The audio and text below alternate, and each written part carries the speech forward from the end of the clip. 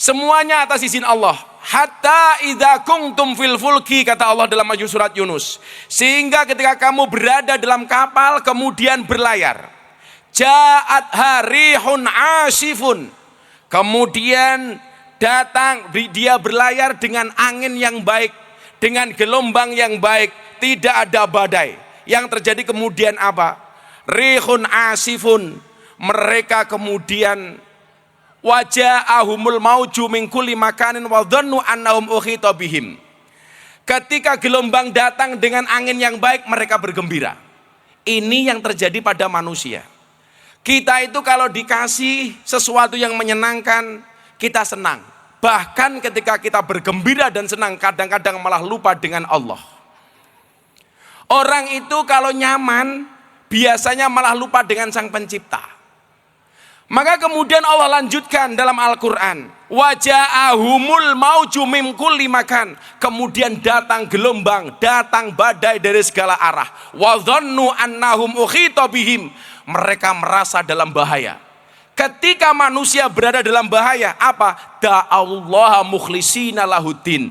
Baru ketika mereka merasa terancam, angkat tangan baru berdoa. Yang disampaikan ayat ini ada dua, Bu. Yang pertama, orang itu kalau lagi senang kadang-kadang malah lupa dengan Allah. Kalau punya uang lupa dengan Allah. Kalau sedang bahagia lupa dengan Allah. Tapi begitu tertimpa dengan musibah baru ingat Allah. Kalau lagi punya duit lupa dengan Allah. Punya utang baru ingat dengan Allah.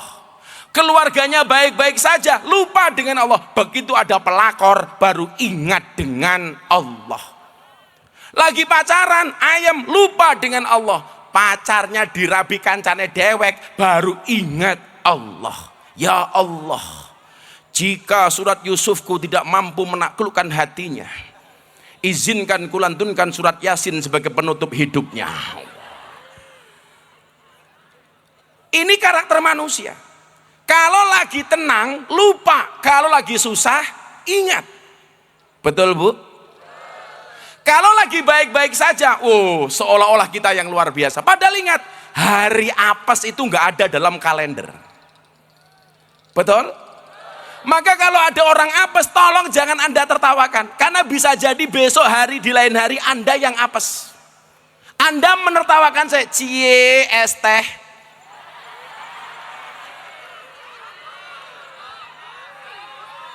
Kalau itu dianggap hari apes saya, apakah Anda yakin Anda tidak punya hari apes? Ingat, orang jalan saja kesandung, betul? Orang makan keselak. Makan sudah masuk, bisa keluar lagi, masuk angin. Asam lambung. Angin duduk. Kita nggak ada yang tahu. Celakanya kemudian apa? Ketika kita senang, seolah-olah kita berada di atas. Ketika ada orang lain susah, kita tertawakan. Maka saya selalu bilang, jangan pernah umbar masalahmu di status WA atau di media sosial. Orang yang membaca statusmu ketika kamu susah, kira-kira susah apa bahagia? Kalau bisa yang kamu posting itu yang senang-senang saja. Supaya apa? Supaya pembenci membaca dengan penuh derita. Kalau susah jangan diumbar, cukup disimpan. Kalau senang posting. Yang benci sama kamu mocos sambil merongos. Tapi kalau kamu susah kamu posting, sorry. Kamu punya kontak 1000, ketika membaca postingan susahmu kamu berada dalam masalah. 99% mereka tepuk tangan. Rasain. Saya begitu punya masalah, satu media pun yang mengundang saya tidak pernah mau datang. TV ngundang, saya nggak mau datang. Podcast ngundang, saya nggak mau datang. Kenapa? Saya nggak mau curhat di media sosial, cukup saya dengan Allah. Saya tuh menangis cuma satu, gara-gara bapak saya di Lampung telepon. Bapak susah. Ngapa, Pak? Saben nonton TV, anaknya raimu tok. RCTI raimu. TV One raimu. Metro TV raimu. Inyong kedah keprimen, ya gampang, TV ini pateni baik. Ya udah Pak, ya udah TV-nya saya matikan. Besoknya telepon lagi, Bapak masih susah. Kenapa? TV wis tak pateni le. Tetapi tetangga semuanya pada datang. Ngapain Pak? Ya nyeritakan awakmu. Masa saya jawab tetangganya pateni bae. Saya kemudian teringat dengan ayat ini. Kita itu nggak bisa menjamin hidup kita baik-baik saja. Kenapa? Karena ya kita ini hanya wayang. Ada dalangnya siapa? Allah. Saya mau berbicara konteks kenyamanan bangsa Indonesia dimulai dari keluarga dulu. Dari kita sendiri. Nggak akan mungkin kita semuanya lepas dari ujian le. Kamu kemarin bisa menertawakan saya gara-gara saya punya masalah ST. Tapi kamu jangan salah.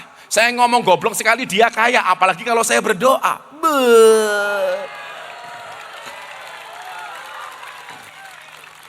Kamu yang kemarin ikut membuli saya, itu bagi saya jariah untuk saya.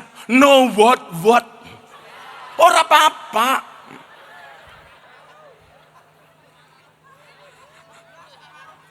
Belas orang ngaruh ya.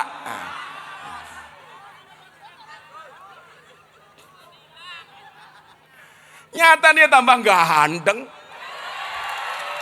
Bisa datang ke Purwasaba ke Banjarnegara tanpa Pak Ho mengeluarkan uang sama sekali.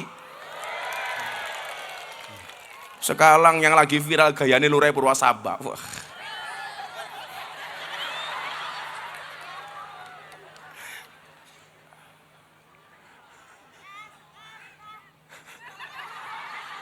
Itu orang yang belum bisa move on. Malah kamu kasihan. Kamu sekarang mau bilang teh mau apa? Aku udah gak trauma. Emangnya aku cowok apaan? Justru kalau kamu minum es teh tak kasih sarannya supaya enak.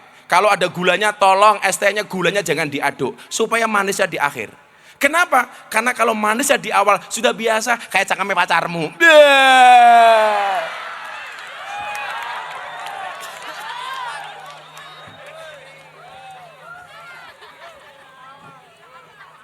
Kok yang ngomong cuma satu, pengalaman dibully se-Indonesia bro. Sehingga kalau sekarang orang curhat sama saya, bah saya dibully sama tetangga saya. Kamu cuma tetangga, gua se-Indonesia men. Saya cerita ya, saya tuh ke Singapura. Tes kesehatan saya termasuk psikologi saya. Kira-kira gara-gara saya dibully se-Indonesia itu saya mengalami masalah kejiwaan apa enggak? Saya datang ke Singapura bu, saya tes kesehatan, jantung saya dites super normal. Jelas olahraga saya sering tiap hari, saya pulang gini malam jam 1 jam 2 masih nge-gym, saya besok puasa, sorenya masih jalan dan seterusnya. Jantung saya normal, apalagi saya nggak ngerokok. Sorry saya tidak ngerokok bu. Saya tes gula, aman. Gula itu 7 itu pra diabetes, 7 ke atas diabetes, saya hanya 5,1. Yang berikutnya apa mas? Saya tes psikologi. Aku ikan apa ora? Diwene pertanyaan 200 suruh jawab. Akhirnya 2 jam saya kerjakan. Pertanyaannya apa saya jawab. Sehari kemudian saya dipanggil sama dokter. Mr. Miftah come here di Singapura ini. Mr. Miftah come here. I want to tell you about your psychology. Saya dikasih tahu mental saya. Dia tanya begini sama saya. Gus, Anda itu nggak pernah punya masalah ya? Kenapa dok? Tingkat stres Anda itu kecil sekali. Kok Anda kayaknya enjoy terus, happy, relax. Ini Anda nggak pernah punya masalah. Saya bilang sama dokternya, dokter coba dilihat masalah saya di bulan Desember sampai Januari kayak apa. Dibuka sama dokter. Anda punya masalah seperti itu kok Anda baik-baik saja. Saya bilang, apa yang mau saya takutkan? Seseorang tidak bisa mematikan rezeki kita, kita tidak bisa mematikan rezeki orang lain. Muncul petisi boykot pengajian Gus Miftah. Faktanya yang undang saya masih banyak. Faktanya saya pengajian di mana-mana orangnya masih banyak. Ini menunjukkan apa? Anda hadir bukan karena saya, tapi karena dihadirkan oleh Allah Subhanahu wa taala. Gak bisa. Anda jangan percaya kemudian rezeki kita itu dimatikan oleh orang lain atau kita bisa mematikan rezeki orang lain. Saya kasih contoh. Ibu saya dulu itu jualan marning. Tahu marning? Untuk membantu bapak saya seorang naib kiai kampung, ibu saya bikin marning. Marningnya enak, jual laris. Tetangganya tanya, bu resepnya apa marningnya? Pembantunya ibu saya mengatakan begini, bu jangan dikasih tahu resepnya. Kalau dia tahu resepnya, nanti dia potensi ikut jualan seperti ibu. Apa kata ibu saya? Enggak apa-apa saya kasih resepnya. Ketika orangnya pergi beneran, ikut buat marning kayak ibu saya. Ketika yang rewangi ibu saya protes, tuh kan Bu, usaha ibu jualan marning dicontoh oleh tetangga. Apa jawaban ibu saya? Santai saja Mbak. Apa kata ibu?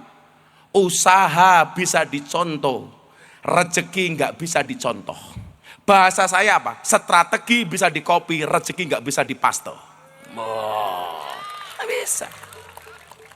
Orang sekarang ikut-ikutan saya ngaji di lokalisasi, ngaji di klub malam. Ya rezekinya beda. Kalau inongan wis biasa karo LC. Apakah rezekinya sama? Beda. Kita berangkat ke laut, sama-sama bawa pancing. Lautnya sama, pancingnya sama, umpannya sama. Kira-kira ikannya sama? Enggak. Pulang apakah membawa ikan yang sama? Enggak. Sama-sama berangkat ke pasar, jualannya sama, pasarnya sama, rezekinya sama? Enggak. Duduk di sini sama. Nanti ada tanya jawab dengan saya. Yang tanya saya kasih uang. Apakah rezekinya sama? Tidak. Enggak bisa. Makanya kenapa kemudian kita selalu saja disibukkan dengan pertengkaran, dengan permusuhan. Sama halnya bangsa ini. Pak Prabowo itu belum setahun jadi presiden. Di demo macam-macam. Padahal apa? Orang yang ikhtiar membangun bangsa ini supaya baik. Program-program, janji-janji kampanye mulai ditunaikan. Mulai dari program MBG, makan bergizi gratis. Saya yakin sampai area ini memang belum rata, tapi sudah dimulai. Jangan kemudian kita apa? Memprovokasi, membuat video di TikTok, di media sosial. Cah cilik le, nggak video. Wow, orang kebagian mangan, wow. Gitu. Ini nalarnya di mana coba? Nalarnya di mana? Bangsa ini kalau mau besar, biarkan para pemimpin ikhtiar untuk mensejahterakan rakyatnya. Rakyat cukup bersabar dan mendoakan para pemimpinnya. Umpamanya dalam konteks Banjarnegara, Anda sudah milih bupati. Kalau saya dari dulu punya prinsip, wani milih, wani nagih. Artinya apa? Kita sudah milih beliaunya jadi bupati, kita hari ini wajib nagih. Yang ditagih apa? Janji-janji kampanyenya supaya dijalankan dengan baik dan benar sehingga menjadi pemimpin yang berhasil, betul? Maka bagi saya nggak penting saya itu punya jabatan apa, bagi saya nggak penting. Lebih penting Pak Prabowo dan Mas Gibran menjalankan program-programnya sehingga membawa anak bangsa Indonesia menjadi bangsa yang sejahtera. Amin Allahumma amin. Nggak penting saya dapat apa, saya bisa nyari uang sendiri kok. Ngapain? Karena saya meyakini kamu yang belum menikah, aku takut Gus kalau besok menikah saya belum punya rezeki. Kamu kalah sama nyamuk loh. Kamu kalah sama cecak loh. Cecak itu hanya merambat di tembok, rezekinya terbang, wujudnya nyamuk. Sementara cecaknya nggak bisa terbang. Ini kalau boleh protes, cecak ini pasti protes duluan. Itu rezeki saya mabur, terbang. Sementara saya hanya nemplok di dinding nggak bisa terbang. Tetapi apa? Allah itu adil Bu. Buktinya apa? Bagaimana cara cecak mendapatkan nyamuk? Ternyata nyamuk Sherlock kepada cecak. COD. Datang seekor nyamuk, hap lalu ditangkap. Pertanyaan saya, cecak yang mendatangi nyamuk atau nyamuk yang mendatangi cecak? Nyamuk yang mendatangi cecak. Itu artinya apa? Kalau kamu belum berani menikah gara-gara merasa nggak punya rezeki, berarti kamu kalah dengan cecak. Jomblo-jomblo ke, rungakan lagi ya. Ndang rabi, orang mau pacaran baik. Ngalor ngidul boncengan, mulai meteng.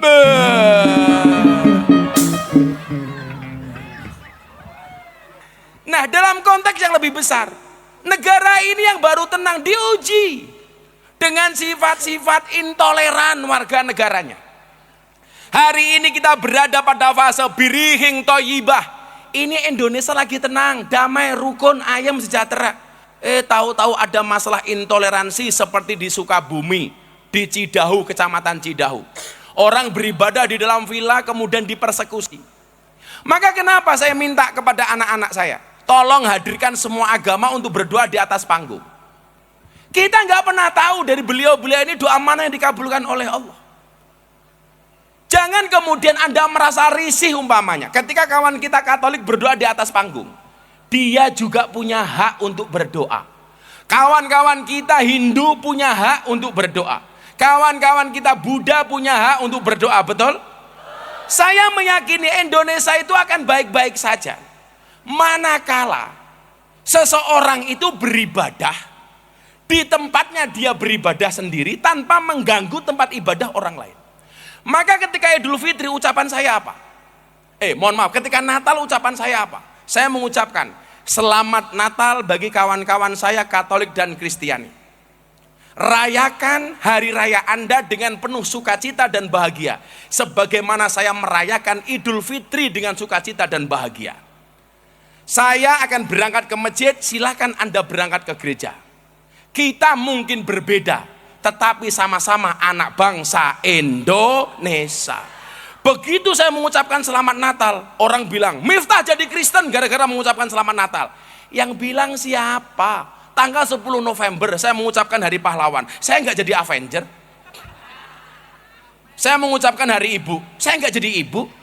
Kamu yang jomblo mengucapkan selamat menikah, kamu tetap jomblo. Nggak segampang itu Ferguson.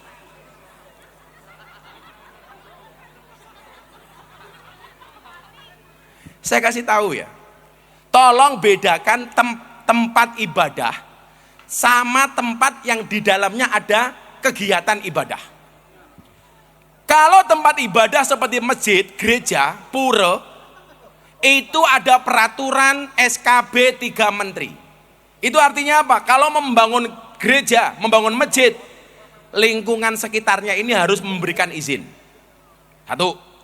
Tetapi kalau orang sekedar beribadah di suatu tempat, itu tidak berpatokan dengan SKB 3 menteri. Contoh, kamu sholat di rumah, itu tidak perlu minta izin tetangganya. Kamu yasinan di rumah, itu tidak perlu minta izin tetangganya.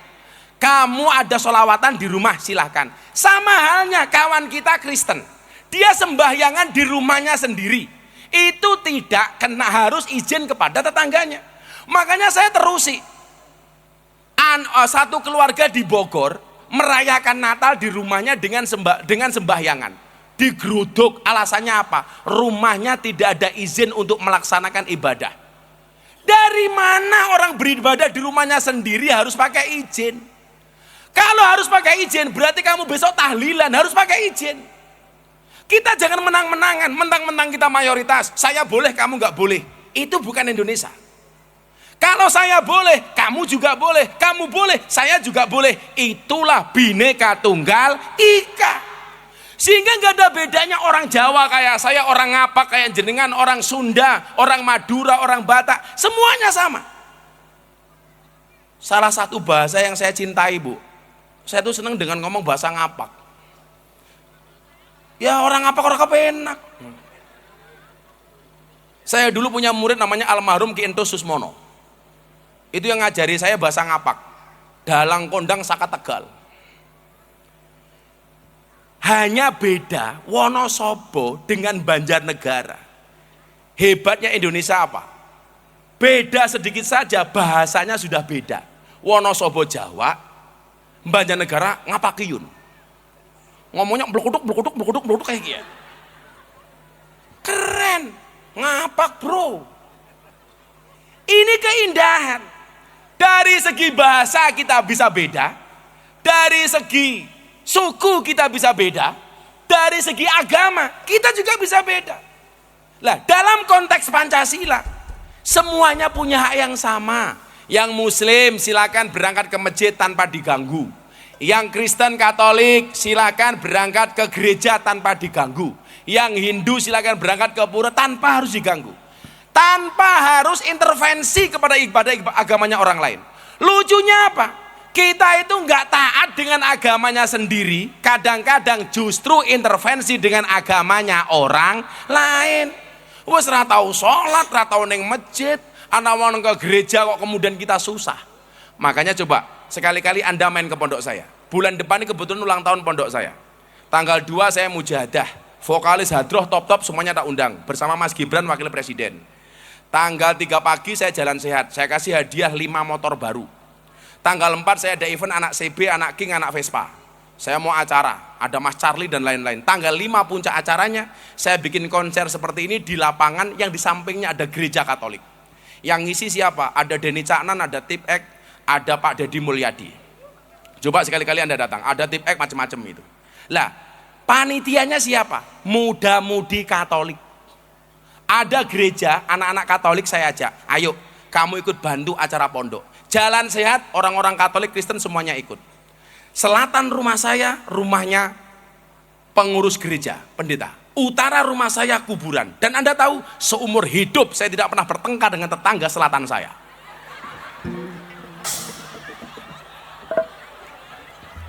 Ngomong kuburan. Lah ini Indonesia baik-baik saja. Kita terkoyak dengan apa? Sudah punya IMB mau bangun gereja di Depok, di demo.